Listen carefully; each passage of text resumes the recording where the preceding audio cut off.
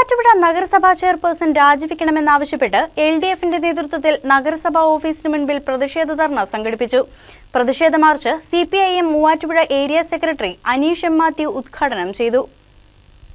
തദ്ദേശ സ്വയംഭരണ തെരഞ്ഞെടുപ്പിൽ നാമനിർദ്ദേശ പത്രികയിൽ മൂവാറ്റുപുഴ നഗരസഭാ ചെയർപേഴ്സണായ ജോയ്സ് മേരി ആന്റണി വിദ്യാഭ്യാസ യോഗ്യത വ്യാജമായി ചേർത്തതിൽ പ്രതിഷേധിച്ച് ചെയർപേഴ്സൺ രാജിവെക്കണമെന്നാവശ്യപ്പെട്ടാണ് LDFന്റെ നേതൃത്വത്തിൽ മൂവാറ്റുപുഴ നഗരസഭാ ഓഫീസിന് മുന്നിൽ പ്രതിഷേധ ധർണ സംഘടിപ്പിച്ചത്. മുനിസിപ്പൽ ആക്ട് സെക്ഷൻ 164 പ്രകാരം ജോയ്സ് മേരി ആന്റണിയെ അയോഗ്യയാക്കണമെന്നാണ് CPMന്റെ ആവശ്യം. പ്രതിഷേധ March CPM Muvattupuzha area secretary Aneesh M Mathew ഉദ്ഘാടനം ചെയ്തു. ജോയ്സ് മേരി ആന്റണി ഇപ്പോൾ വിജയിച്ചു വന്നിട്ടുള്ള നഗരസഭ 24-ാം വാർഡിലെ വോട്ടർ നൽകിയ ഹർജി മൂവാറ്റുപുഴ മുനിസിഫ് കോടതി ഫയലിൽ സ്വീകരിച്ചിട്ടുണ്ട്.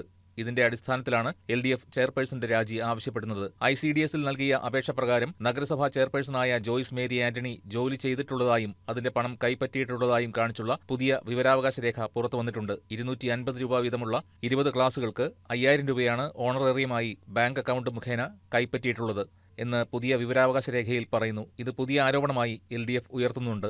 CPM മൂവാറ്റുപുഴ ഏരിയ കമ്മിറ്റി അംഗം സജി ജോർജ് അധ്യക്ഷത വഹിച്ചു. CPI മണ്ഡലം സെക്രട്ടറി ജോളി പൊട്ടയ്ക്കൽ, കേരള കോൺഗ്രസ് നിയോജകമണ്ഡലം പ്രസിഡന്റ് ഷൈൻ ജേക്കബ്, നഗരസഭാ പ്രതിപക്ഷ നേതാവ് Majeed Mangadan, CPI municipal secretary KP Alikunju, CPI മണ്ഡലം കമ്മിറ്റി അംഗം ജോർജ് വെട്ടിക്കുഴി തുടങ്ങിയവർ സംസാരിച്ചു.